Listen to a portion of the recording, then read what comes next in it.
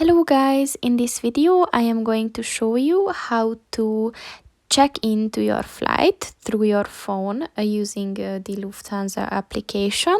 But first I just want to mention, don't forget to subscribe to my channel, because at 10,000 subscribers I'm going to show you my whole YouTube revenue statistics and growth strategy, as well as how to make money online.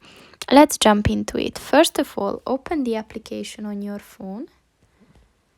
And at the home page, just click on the check-in button. And here you will see you have to give your booking reference or ticket number and your last and your first name. And then just click on the confirm button, and that's pretty much it. But there's a note that this form of check-in is only possible for flights that depart within the next 23 hours. So that's pretty much it for this video, guys. See you in the next one. Goodbye.